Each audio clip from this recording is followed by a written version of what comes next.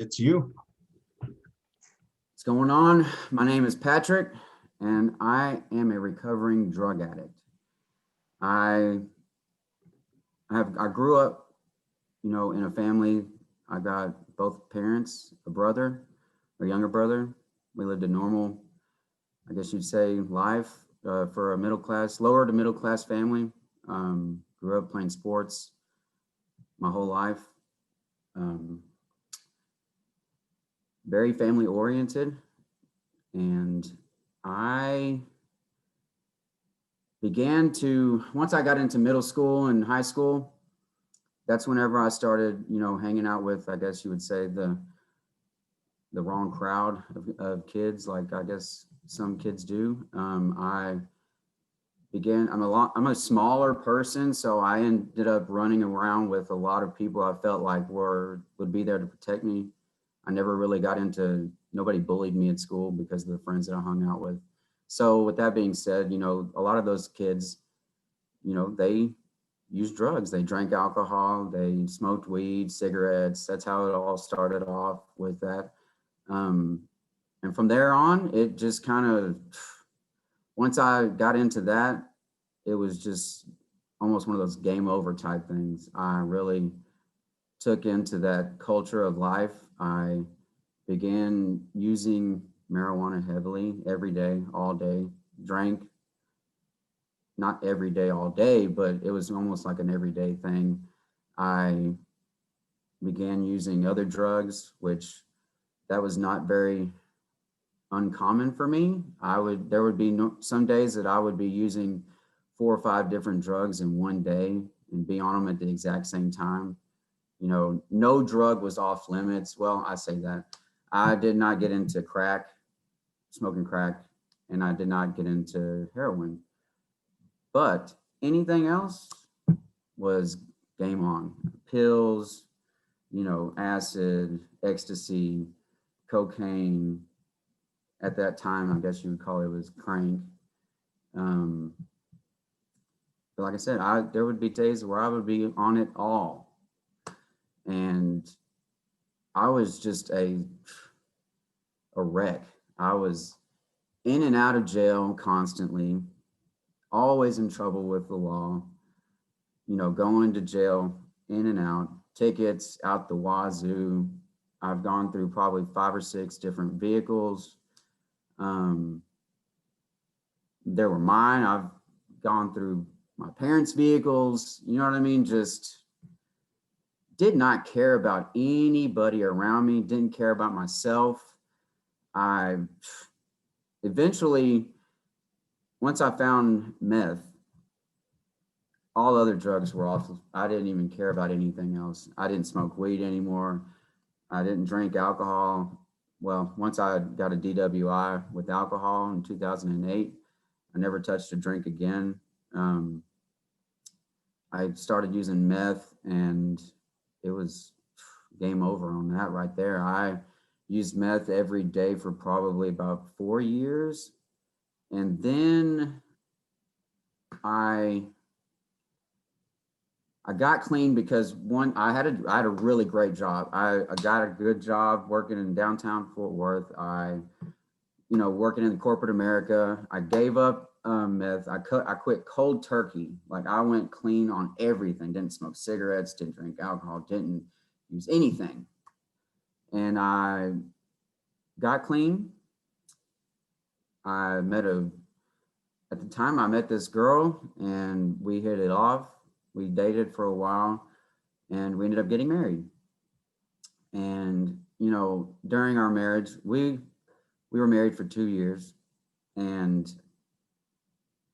that's how long our marriage lasted. Because during our marriage, I got back into smoking weed again, and I would sit there and tell war stories, about my drug use that I used to do.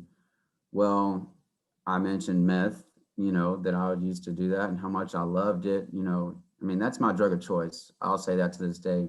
I loved it. I still do. I mean, if I did it right now, it would be balls to the wall till I would probably be dead.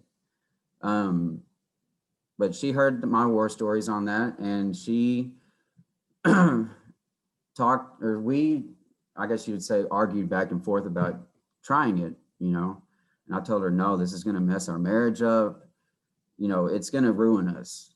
Well, that didn't compute in her head, you know. We ended up getting it. And I told her, I said, okay, are you ready for this ride? Because, you know, this is going to be the most craziest ride you've ever been on. We're going to end up doing it every day, all day. You know what I mean? And sure enough, we did that. And that was the end for me. I was clean for 5 years up until then. And then once we started using, like I said, it was every day. I had a cousin that sold it, so I got it for next to nothing. So it wasn't really like it was eating out of my money pocket. I had a great paying job. You know, money wasn't an issue. And before you knew it, our marriage was over. You know what I mean? She couldn't handle it at all. I mean, she went off the deep end, whatnot, and she just left me flat out. She left me in the apartment by myself with everything in the house, and I was devastated. So that enhanced, I use that as my permission statement right there. Hey, woe is me. That's the classic addict's permission statement. Woe is me, poor me. And I went crazy after that. I mean, I lost my job, I lost my wife, I lost my apartment, I lost my 2 vehicles that I had. I ended up moving back in with my parents because they were present during all of that. You know, they saw me just spiral down. But they wanted to help, which what most parents, they want to help their kids in any way they can. So in true addict form, I took full advantage of that. You know, I moved back in with my parents and continued my heavy drug use and or my heavy meth use. I would be out every night, all night, never coming home. I would stay up for days and days. The longest I've ever stayed awake on meth was 2 weeks. I literally stayed up for 14 days. I mean, it was so long that somebody asked me, they were like, how long have you been awake? And I literally had to sit there and think about it. Like, when was the last time I went to sleep? Oh my God, that was 2 weeks ago. You know what I mean? One of those type of moments. Like, and then when I did finally fall asleep, I was asleep for 2 hours, back up, boom, at it again. My parents, well, at that point in time, I ended up getting caught back up in the law again. I got pulled over well, actually, I didn't even get pulled over. I ran out of gas, which was a common thing for me. Ran out of gas. Two laws rolled up on me because I was just on a side street in the wrong part of town. They pulled up on me. They checked my ID, and I had a warrant out for my arrest that I really didn't know about. I really had no clue about this. They put me in handcuffs, and at the time, I had just left another friend of mine's house who had given me some heroin to give to somebody else. Now, mind you, I've never used heroin in my life, and I was literally just taking it from one place to another. And during this whole thing, I had no clue about this, so I thought I was just gonna, they were gonna check my ID and they were gonna send me on my way. I had my gas can in my hand. I didn't break the law. You know what I mean? So in my mind, I'm not worried about this heroin in my pocket. So once they start throwing the handcuffs on me, I'm freaking out because I'm about to go to jail with a felony. And they even searched my pockets and didn't find it. That's how little of heroin I had in my pocket. So whenever they put the handcuffs on me, they asked me, you know, hey, do you got any drugs or weapons on you? I'm like, yeah, I do. I got some heroin in my pocket. So they pull it out, you know, go through the whole thing. They take me to jail. I go in, I get bonded out. Um, go right back into my addiction again. Um, I got a lawyer, went to court, and it was crazy. Is actually I was staying with a friend of mine, a girlfriend of mine, one of my best friends, even to this day. She's an amazing woman. She's sober. She's clean. She loves me to death. I love her to death. And she used to look out for me. She used to give me a place to stay, even though she knew I was messed up. You know what I mean? But anyways, one day she woke me up crying her eyes out, telling me, "You need to get your life right. You need to get your shit together. You're better than this. This is not the person that you're supposed to be." She said, "Give me the phone number to your lawyer. I'm going to get you this program that she had gotten locked up for, and it changed her life.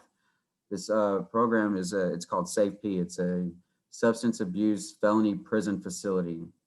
So it's a therapeutic community in a prison system. She called my lawyer, asked him about it. He said, "No problem. I can 95% get him in that program." So I was on board with it, whatever.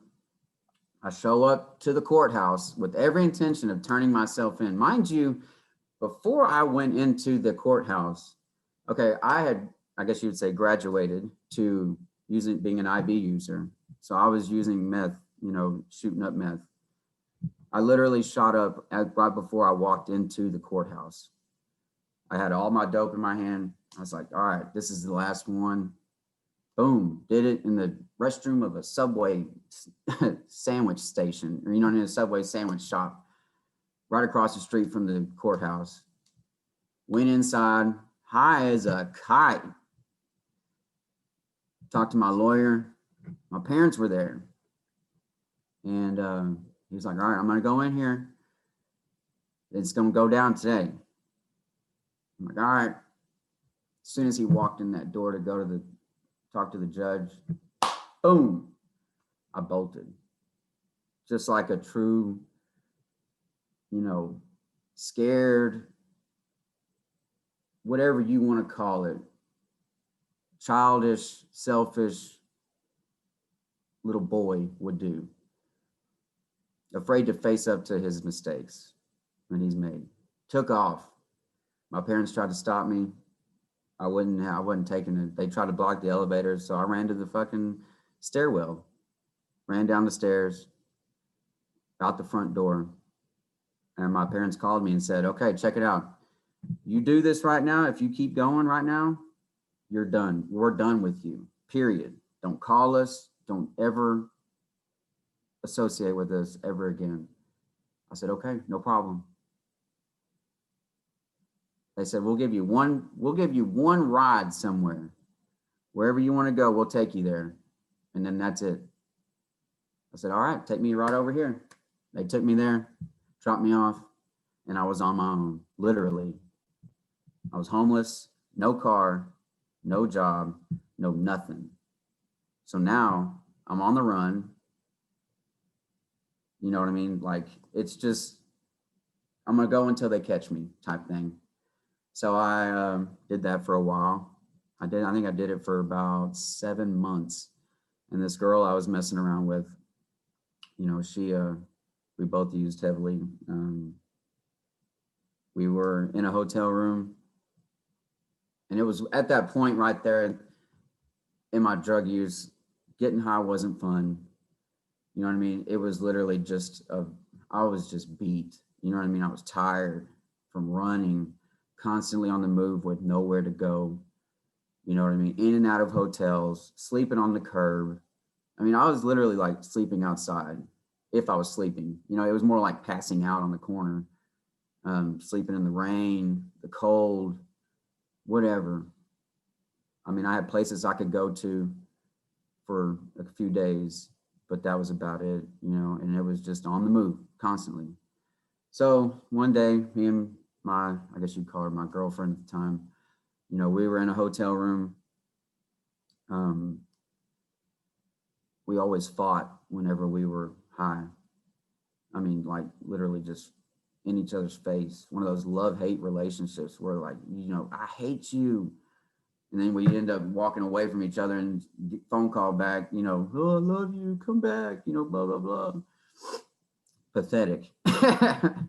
But, you know, that's just how it was. So we get in a fight. I end up leaving the hotel room and it's the next day. So we're like checking out, you know, type of time. You know what I mean? It's already checkout time. We're fighting. So I'm like, all right, see ya. I take off walking one way. She takes off walking another way. I call my mom up. I'm like, I'm done. You know what I mean? Like, I'm done. So she comes, and when she shows up, I do that typical, I guess you could say, bitch shit. You know what I mean? She shows up, and I was like, I just need some money. It's like, damn, I just made my mom drive 30 minutes away from where she was at just to come give me like $20. You know what I mean? Just, I was a pretty crappy son. I didn't care about my parents' feelings. I didn't care about anybody's feelings. I just wanted what I wanted. It was all about me, my own selfishness. And, you know, she was pissed off. She gave me the money and said, don't ever call me again. She drives off. My girlfriend walks up out of nowhere. So now she's, oh yeah, by the way, she's pregnant, my girl. She's pregnant. And at the time, I didn't know if it was mine or not because we were so off and on, you know what I mean? To where it was like, I told her, I was like, I don't think that kid's mine, you know what I mean? Because at the time that she got pregnant, yada, yada, yada, whatever, you know. But anyway, she's pregnant. It's middle of December. It's cold outside. We go in to this convenience store, get some cigarettes. We're sitting on the side of the building smoking a cigarette, and I have my face or my back to the street. We're trying to figure out where to go. And all of a sudden, I turn around and there's a cop standing there just looking at us. And, you know, this is where it all changes. My whole life changes right here. I sit there and I look at her and I tell her, this is it. So cop takes me to jail. You know, I tell her, hey, find your way around life now because I'm gone. Not getting out anytime soon. So I go to jail. You know what I mean? I do the whole Safe P program. It's a year long, technically. I was in there 9 months, got out. Took the whole program seriously because I wanted to actually change my life. I was done being that loser that everybody saw. I wanted to be a success story. You know, I wanted that for myself, first and foremost. And then I wanted to make my family proud again. I wanted them to want their son back in their life. And they saw that in me and they believed in me. And I've used that as my motivation each and every day for myself. That's what I want it for me. Because if I'm not making me happy, then I'm definitely not making anybody else happy. So since I got out, I have been clean ever since I've been out. I've been sober now. I guess technically since I got arrested, I use that as my clean day because that was the last day I used. Some people don't like using their prison time as their clean day, but hey, that's my day. That was December 16th, 2016. And I've been sober ever since. I've never even thought about using since then.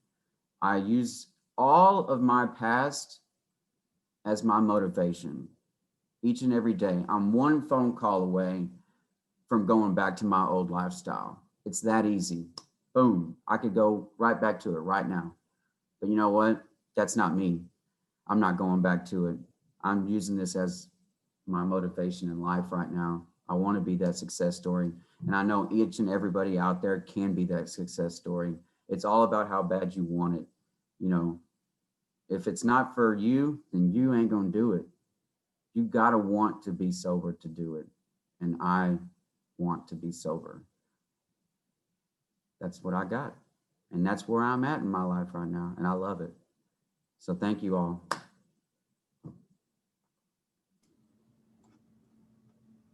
Bro, Is that good? that was like, it was perfect. I mean, Cool. do you want people to find you on Instagram? Yeah. So You want me to say my Instagram? yeah, you can say, you can find me. I, I mean, you can add whatever plug you want there. You can find me at this spot on Instagram if you want to talk recovery, if you want to talk fitness, if you want to join me in one of my burpee sessions, you can. Okay, yeah, I'll say that. Can I add about like I've used fitness as, can I add that on there? All Yeah, right, let's do that. got about 4 more minutes that you can put on here. Okay, cool. So let's pretend you didn't say that's it. You said the pause this. The last thing I think you said was that's my motivation. Okay. I'm just saying like, I'll just use that as I'll say that, well, that was my motivation. Another tool that I'm using in my recovery is my fitness. Okay. yeah, go. So another tool that I'm using for my fitness right now, I mean, for my recovery is fitness. I've got on this fitness, I guess you'd say, addiction. It's one that is benefiting me tremendously, especially since COVID has hit. I've actually gotten to know myself a lot more, and I love it. It is my new thing in life. I've gotten so much out of it. My health is in great shape. I'm in great shape right now. I eat better. I take full care of my body. And I love that because I used to destroy my body. Now I love it. And I want it to be the best body that I can have for my success in life. I do burpees every day. I do 100 of them every day, at least 100. I've even got a challenge going on Sunday, and we're doing 300 burpees, Navy SEALs. And if you don't know what those are, I highly suggest you look them up. I love them. I love burpees. I love them. I love them. I love them. So with that being said, that's my whole story. If y'all want to get in touch with me, you can find me on Instagram. My username is Patrick Swayze, but it's Patrick SWAYZ 817. Feel free to hit me up. We can talk recovery. We can talk burpees. If you want to join in on a burpee session, man, hit me up because I will shoot you a Zoom link, and I hold burpee sessions every day. And just so you know, it's 5:15 Central Time every day. Feel free to holler at me, man. I love it. And we talk, trust me, you will not be disappointed in the burpee session. It's not just about the workout, it's what goes on afterwards. And trust me, you'll love it. So yeah, hit me up on Instagram. That's what I got. Thank y'all.